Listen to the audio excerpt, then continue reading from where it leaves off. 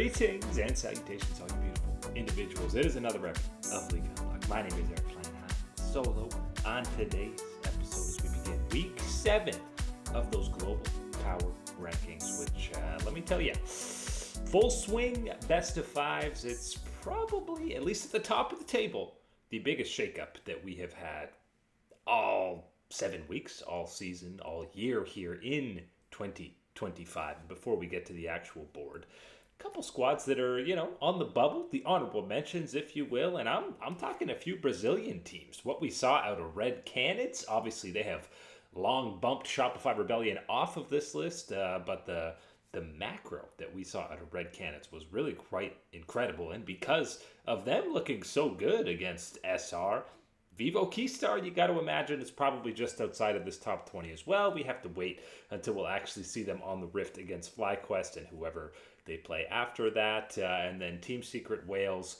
also a squad just outside of here. But as you will see, they lose that number 20 spot to PSG Talon, the newly rebranded back to the previous branding with the PSG attachment to it. And they tested CFO in a series over the weekend. They didn't beat them. They didn't take them to game 5, but they had a sizable lead, and sizable as in north of 6-7K. There were some insane comebacks across this entire weekend, which maybe speaks more so to what's going on in the meta. I don't know. But PSG gave CFO a good pushback, which is enough to kind of give them a shout out and put them at the very least on this list on the bubble ahead of those other squads that we just mentioned. BNK dropped to KT Rolster in pretty convincing fashion, and obviously we'll get to KT a little bit later because they had a bit of a climb this week. But BNK, and then you'll see D+.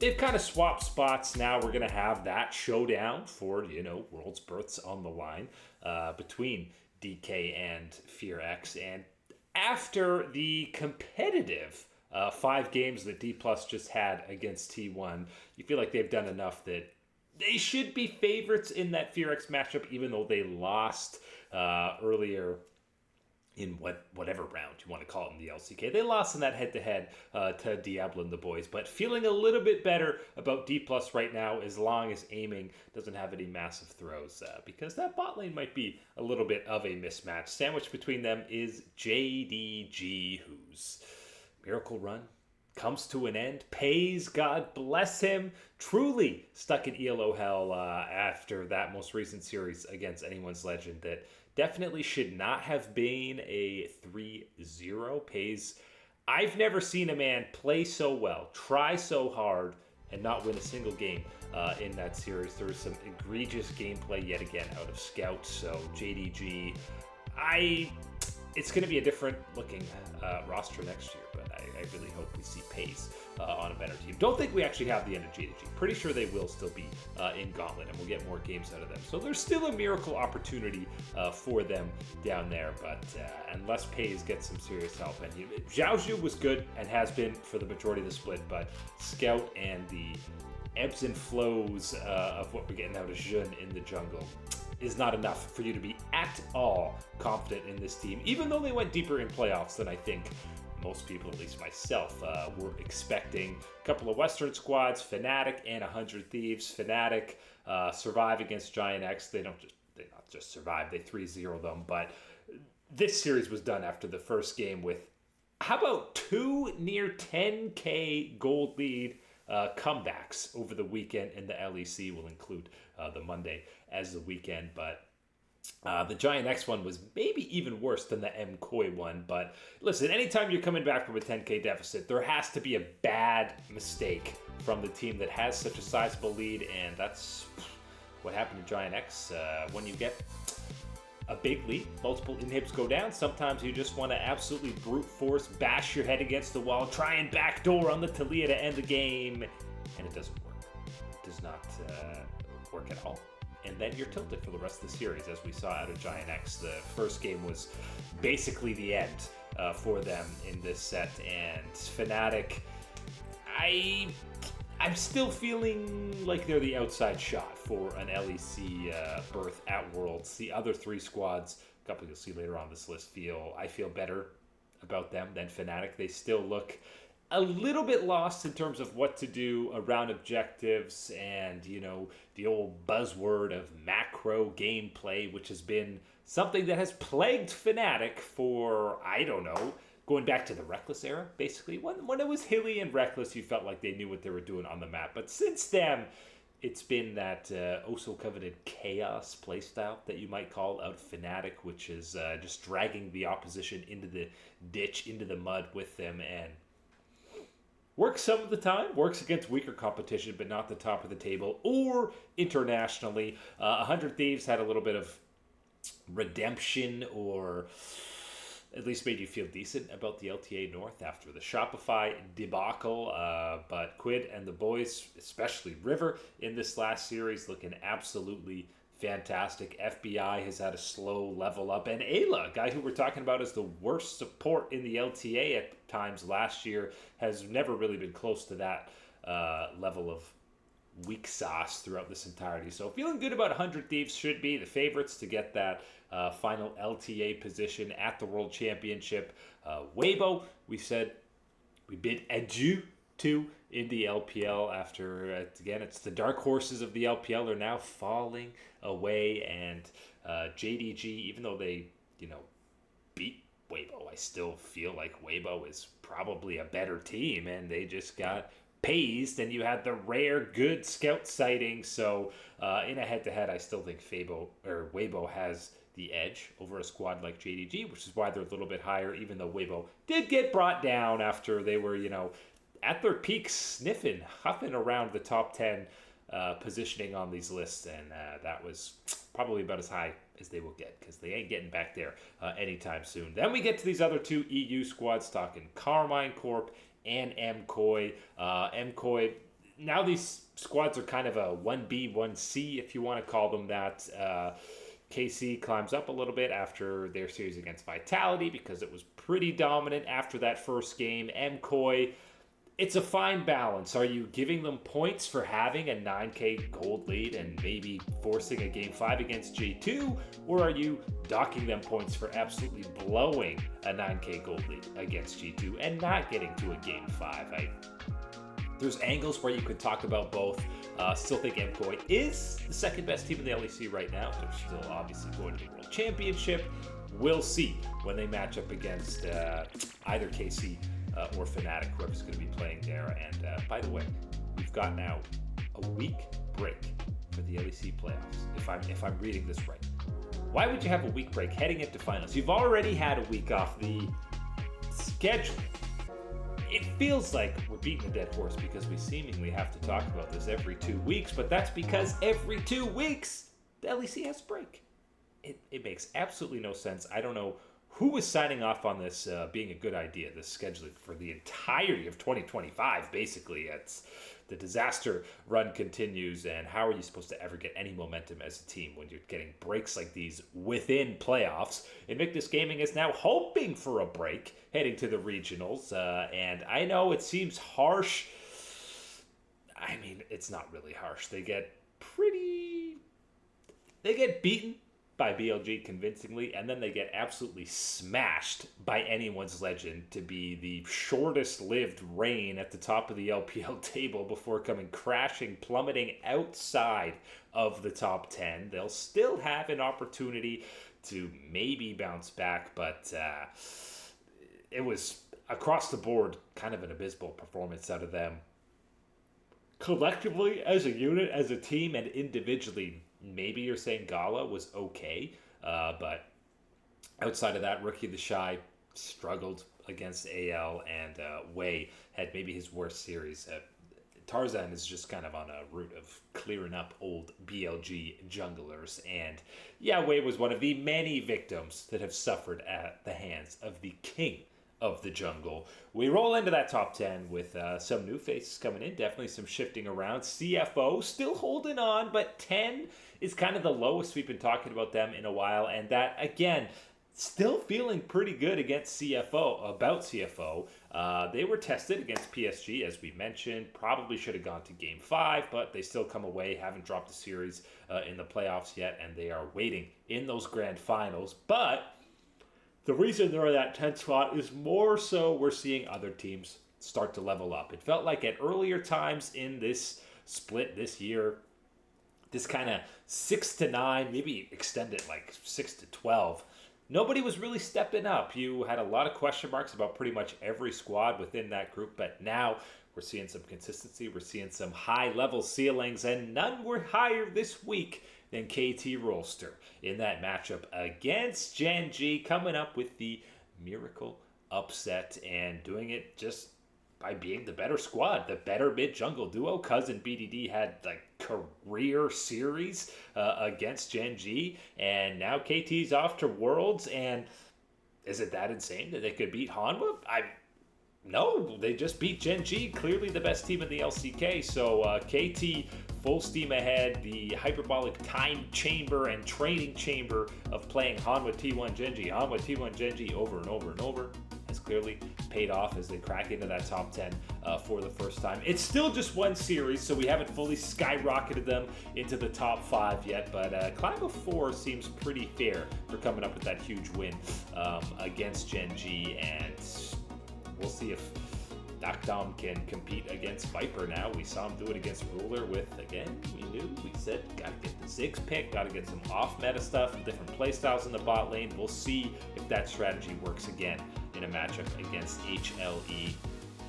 FlyQuest and G2 switching spots. You can call this maybe some bias because of the off-rift drama out of FlyQuest, with the combination of G2 looking really good in that Koi series. Hans Sama, as Mark and I alluded to, in his finest form in years. Skewmon looking like the best jungler in EU.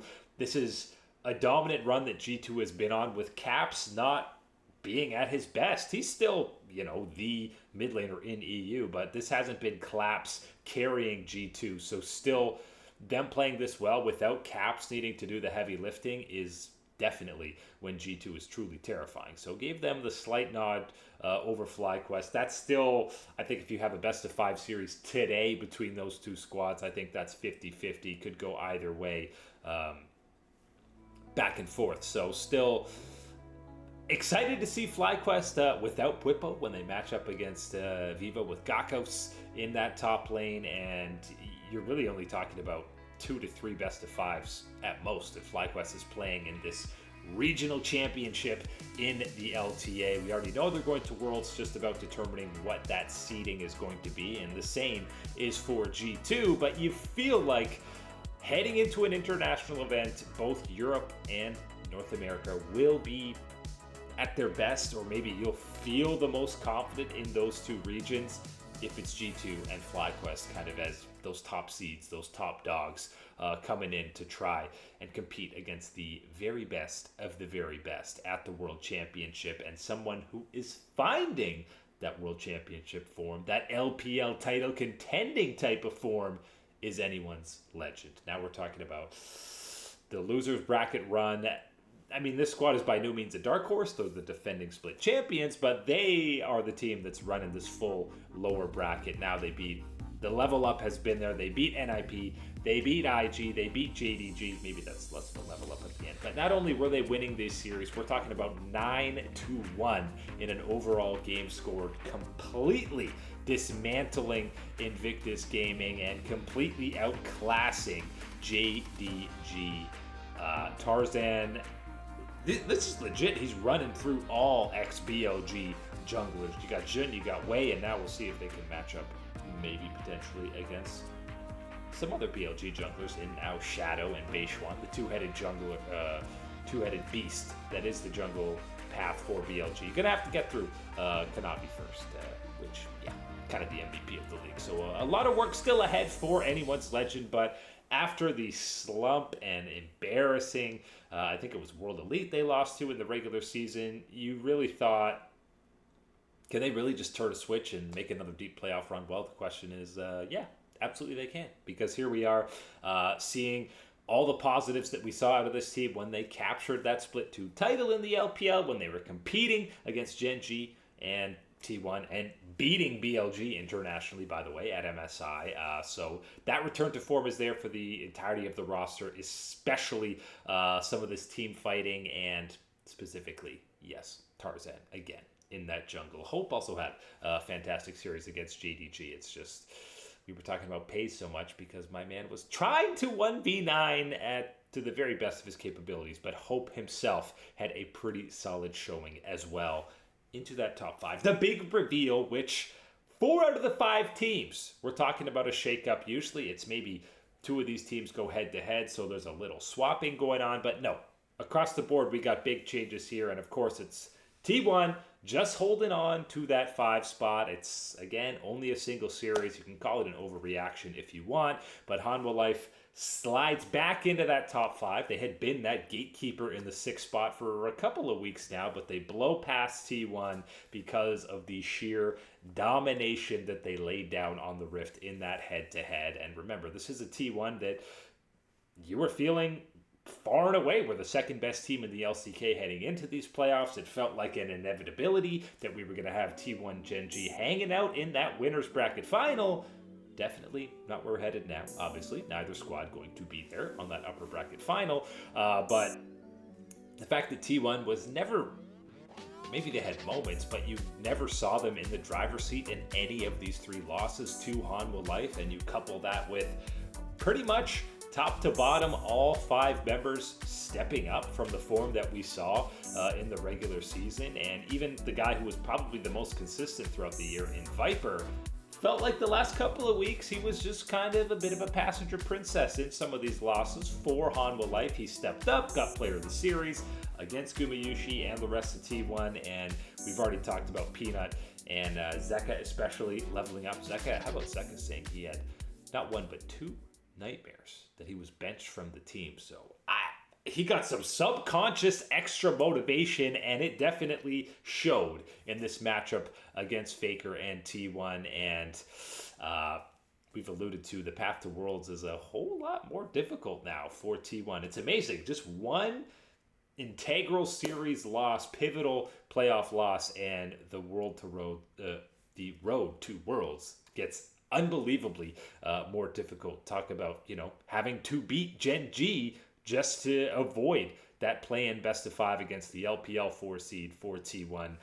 Either way, the way these brackets are playing out in both the LPL and the LCK, that best of 5 between the 4th seeds is going to be an absolute banger. But we're getting T1 against either D Plus or BNK, and then the winner of that will play Gen G. Lots of opportunity. Almost seems like a scripted slump for T1 at this point, but you have to dock marks for that shocking series against Hanwha Life. In between them is Top eSports, who we did have the head-to-head there. BLG versus TES. BLG gets the bump all the way to the 2 spot, and that's, listen, there's still shaky jungle performances. I'm still not fully convinced by Beishwan or Shadow, even though Shadow subbed in and absolutely pumped Kanavi in that game 5, which, again, I'm still trying to wrap my head around that happening. I do feel like that was a bit of an anomaly, and if you do get that rematch between BLG and TES, I still think they're incredibly evenly matched. But listen, BLG beat literally the 2 best teams in the LPL, the 2 highest ranking teams in back-to-back series in IG and Top eSports. Obviously, the IG one was a whole lot more dominant. The TES one was very close, but what can you do? You got to reward BLG for taking down those 2 top dogs, and everyone is in pretty decent form. I still feel like there's a pretty small gap between maybe now the top 3 LPL teams. You can slide anyone's legend kind of in that role, but those are all 3 LPL teams that are, I'm not going to say world championship contenders, but they really are. They should be able to contend against the very best of the best within the LCK, within the LPL, and as we're oh so accustomed to, beat up on those LTA, LEC, less so the LCP. We know that they can compete, but it's really just that jungle spot. You know that both Beishwan and Shadow will probably be subs, or the 6-man roster will be heading to the World Championship. It would be insane for them not to. The TES side of things, we need better play out of 369. He had some yucky TP plays and was kind of outshined by Bin in that series, and more consistency out of Mr. Cream. Now, anyone feels like you take a step back when you are matching up against Knight and BLG in playoff form, so we'll give them a little bit of leeway in that regard. And then at the top of this table, still in the number one spot, is Gen G. I know they lost to KT. It was game 5. One series, I don't think, is enough to take Gen G out of that top spot, especially because maybe if T1 had destroyed Hanwha Life, you might have put T1 in that one spot ahead of Gen G, but you're not absolutely sending Hanwha Life to that top spot after one series against T1, one series loss out of Gen G, and even BLG winning a hard-fought head-to-head against top eSports, it still feels like you're peaking at number 2, and I really think that this KT loss is going to be good for Gen G because, again, as we've talked about, didn't lose a best of 5 since February, have won everything since then. Yeah, they lost a couple best of 3s, but losing a pivotal match like this, I feel like is going to light a spark under them and remotivate them, refocus, go, okay, we actually do need to lock in. This is the part of the year where you can't get lackadaisical, lose focus, kind of just go through the motions. This is where you fully need to lock in, which, let's face it, can be harder to do. We've heard this with many iterations of T1 going back to that first era of the dynasty with Wolf and Bang, where you get burned out later in the year because you've been playing so many matches, you've been in so many high stakes ones, the regular season kind of blurs together. Even early playoff rounds, you're definitely not as locked in as you would be in finals. So call it a bucket of cold water or a slap across the face for Gen G. I think the next time we see them on the Rifts, doesn't matter who they're matching up against, if it's T1 or somebody else, they are going to be laser focused, locked in, and even if they don't win this LCK split, still think they're going to be the favorites heading towards it. They're focused on Worlds, so even if they don't win the playoffs, shouldn't be worried about it. Again, it might be a blessing for them, although they lost in the summer finals last year and did not win Worlds. But either way, we're not sweepingly overreacting to Gen G losing a single series to a red-hot KT Rolster squad. If they lose another, we'll have the conversation about them falling out of that top spot. But for now, they are still sitting pretty in that throne at the top of the global power rankings. And that is it today for League Unlocked. My name is Eric. Thank you to all you gorgeous individuals for hanging out as always.